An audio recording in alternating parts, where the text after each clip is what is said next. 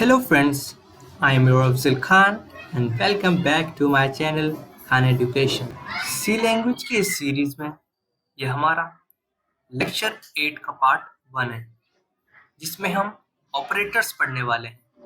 Friends, operators programming के अंदर बहुत इंपॉर्टेंट कॉन्सेप्ट है और लगभग ये हर प्रोग्राम के अंदर आपको ऑपरेटर्स तो मिलेंगे ही, तो ऑपरेटर्स को ध्यान से पढ़िए।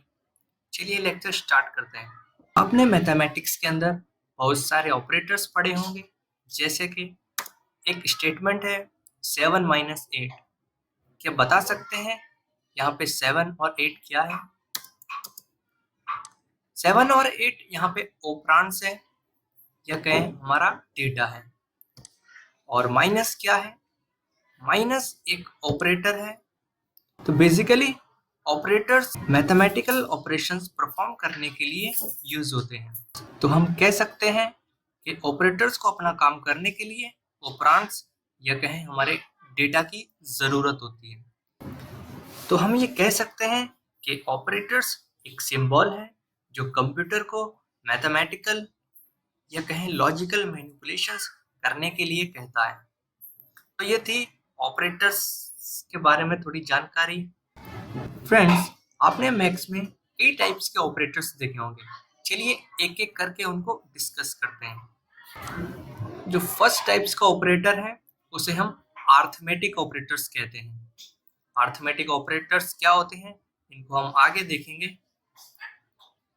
सेकंड टाइप्स का ऑपरेटर है रिलेशनल ऑपरेटर्स।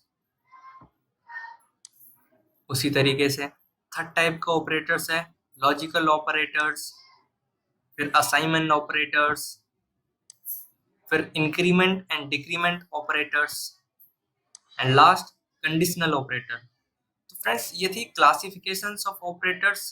इनको हम एक एक करके डिटेल में स्टडी करेंगे। तो आज के इस लेक्चर में हम बस arithmetic operators, relational operators and logical operators पढ़ने वाले हैं। फ्रेंड्स, आज का वीडियो थोड़ा लंबा होने वाला है, तो प्लीज इसको एंड तक जरूर देखिए। चलिए अरिथमेटिक ऑपरेटर्स के बारे में पढ़ते हैं। अरिथमेटिक ऑपरेटर्स 5 टाइप्स के होते हैं। आपने पढ़ा होगा मैथ्स में plus, plus means additions, similarly minus means subtractions, multiplications, then divisions और लास्ट वन है मॉड्यूलस डिवीजन। अगर हम बात करें प्रायोरिटी की, अगर हमारे एक्सप्रेशन में एक से ज्यादा अरिथमेटिक ऑपरेटर्स हैं तो हमको पहली प्रायोरिटी इन तीनों में से देनी होती है और उसके बाद इनको प्रायोरिटी मिलती है। चलिए कुछ एग्जांपल्स देखते हैं अरिथमेटिक ऑपरेटर्स। चलिए हम सपोज करते हैं हमारे पास दो वेरिएबल्स हैं, एक a एंड दूसरा b। a की वैल्यू 14 है और b की वैल्यू 4 है। ये कुछ एक्सप्रेशंस हैं, जैसे कि a minus b means 14 - 4 that is 10। Similarly a plus b means 14 + 4 which is 18, and similarly a multiplied by b means 14 × 4 which is 56, and the last second is a divide b means 14 को हमें divide करना है 4 से, तो answer है 3। 3 कैसे? क्योंकि जो डिवीजन ऑपरेटर्स होता है वो डेसिमल पार्ट को ट्रंकेट कर देता है, मतलब जो डेसिमल पार्ट है उसको अवॉइड कर देता है और उसके अलावा जो इंटीजर्स नंबर होता है उसको स्क्रीन पे डिस्प्ले कर देता है। लास्ट वाला है a modulus b means 14 modulus 4, उसका आंसर है 2। याद रखिए ये मॉड्यूलर ऑपरेटर्स रिमाइंडर देता है, जो अगर हम 14 को 4 से डिवाइड करें तो 14 3 से 12 मींस 2 रिमेनिंग, 2 रिमाइंडर हुआ, इसलिए इसने आंसर अपना 2 दिया है। तो फ्रेंड्स, ये थे कुछ सिंपल एग्जांपल अरिथमेटिक ऑपरेटर्स के। चलिए और एग्जांपल देखते हैं। मान लेते हैं एक स्टेटमेंट है 3 + 4 × 3। इसका आंसर क्या होगा? एक एक्सप्रेशन में एक से ज्यादा ऑपरेटर्स हैं तो हमको प्रायोरिटी कंसीडर करनी होती है। यहाँ पे एक मल्टीप्लाई ऑपरेटर्स है और दूसरा प्लस की साइन है।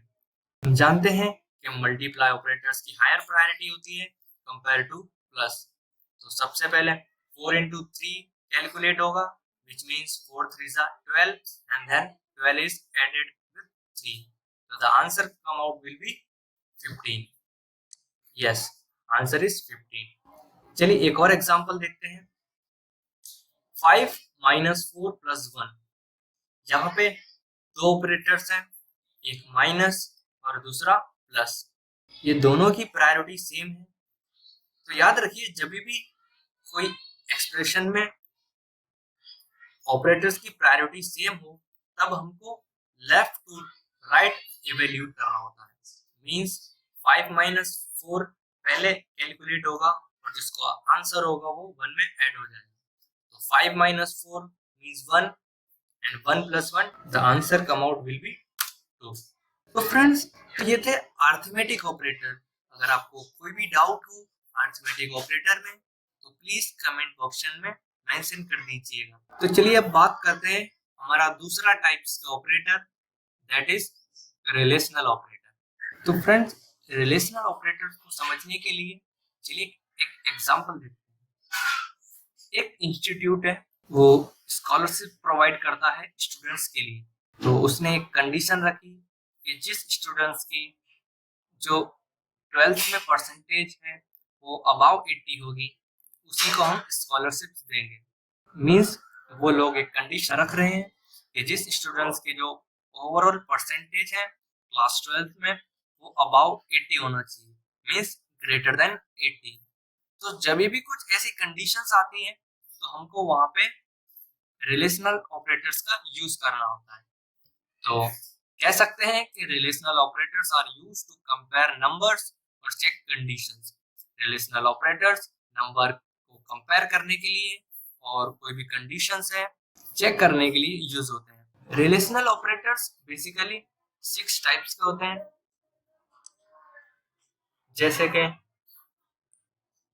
Less than, greater than, less than और इक्वल टू, ग्रेटर देन और equal to and last is not equal to.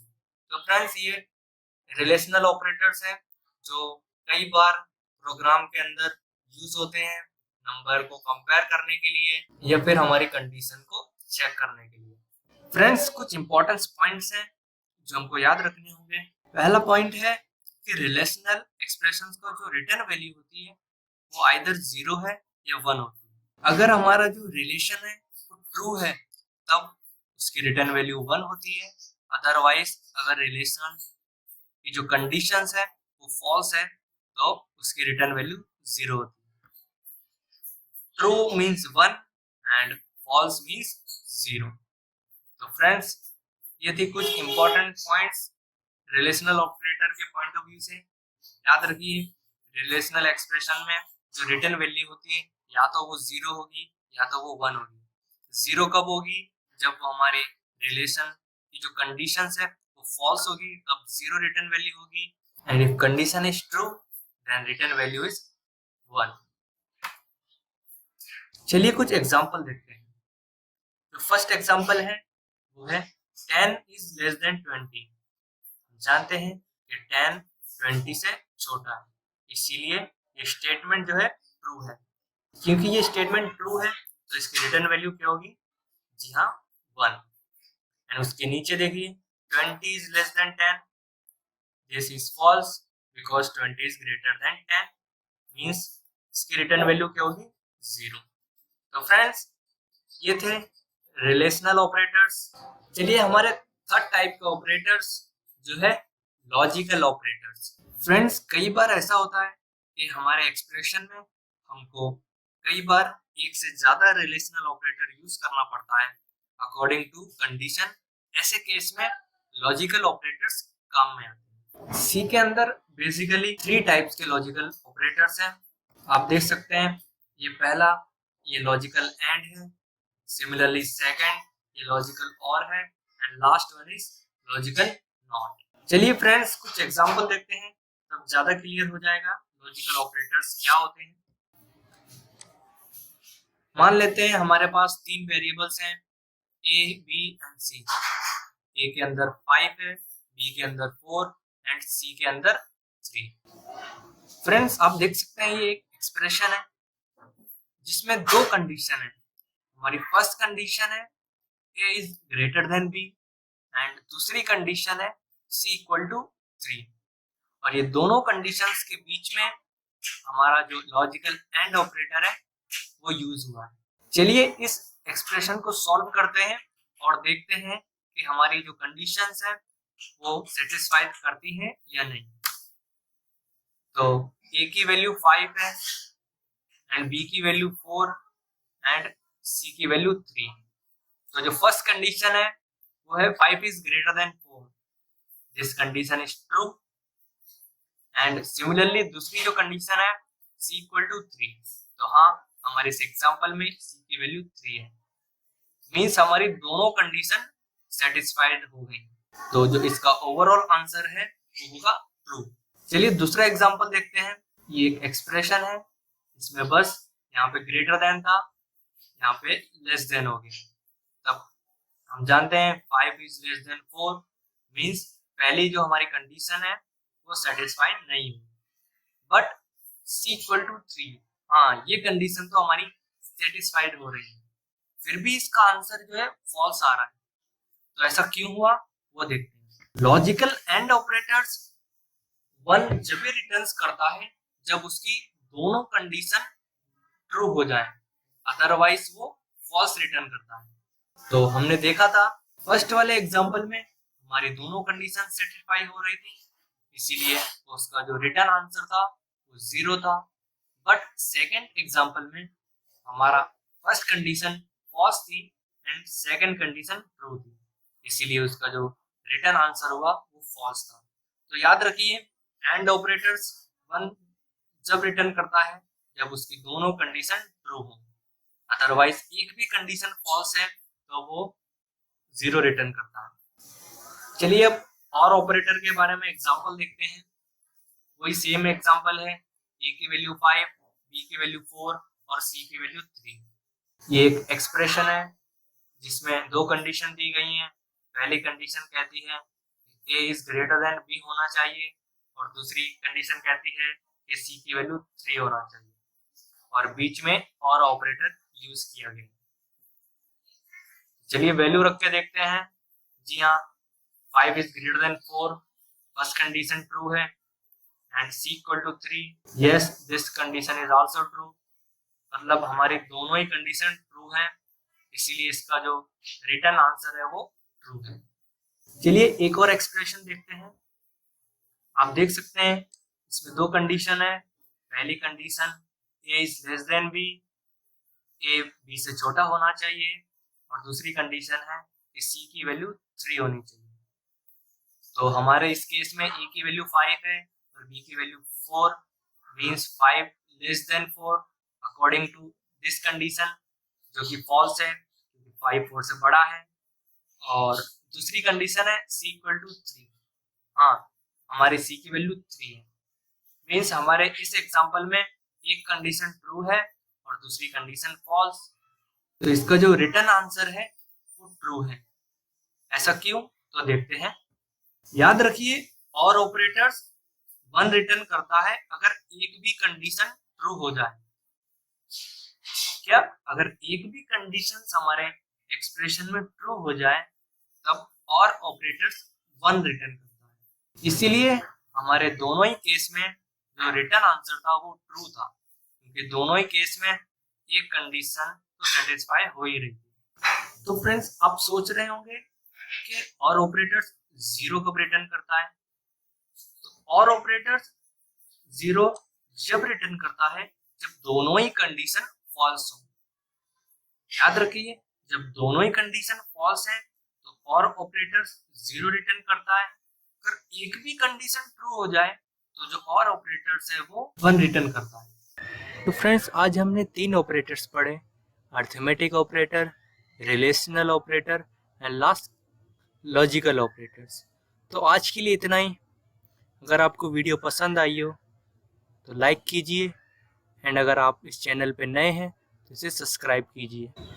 और अगर आपको कोई भी डाउट हो तो प्लीज़ कमेंट सेक्शन में मेंशन कीजिए। ताकि आपके डाउट को मैं सॉल्व कर सकूं। मिलते हैं अगले लेक्चर में।